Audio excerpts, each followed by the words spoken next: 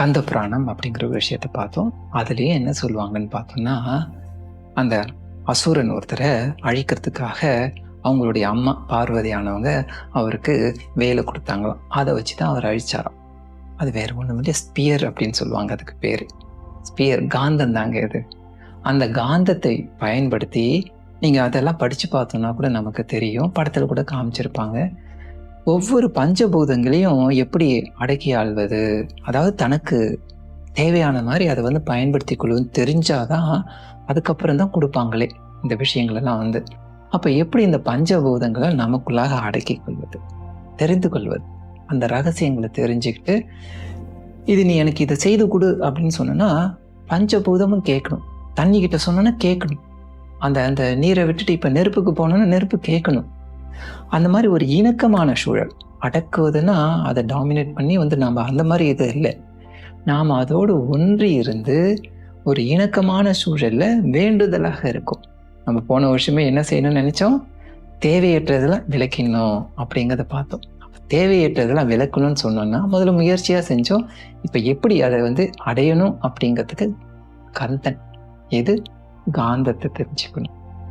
அந்த காந்தம் தான் இது தேவையில்லாததான் அழிச்சிடும் அப்படிங்கிறது தான் அன்னைக்கு அந்த வதம் செய்த நாள். அந்த நாளில் அவருக்கு பவர் கிடைச்சதை வச்சுக்கிட்டு அந்த பவரை வச்சு அழிச்சாராம்.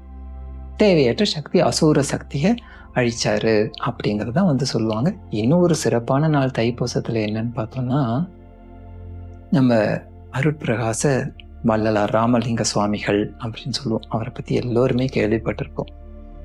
அவர் என்று அந்த ஒளியாக தன்னுடைய தேகத்தை இந்த உடலுங்கிறது ஒன்று இருக்கு இல்லையா, அதை பஞ்சபூதங்களில் ஒளியாக மாற்றுறாங்க. அந்த நெருப்போடு இணைந்து ஒளியாக மாற்றிய அந்த ஒரு நாள். நம்மளுடைய புராணங்களில் பார்த்தோம்னா இந்த நாட்களை பூச நட்சத்திரத்தை நிறைய மகான்கள் அதை சிறப்பான நாட்களாக எடுத்துக்கிறாங்க.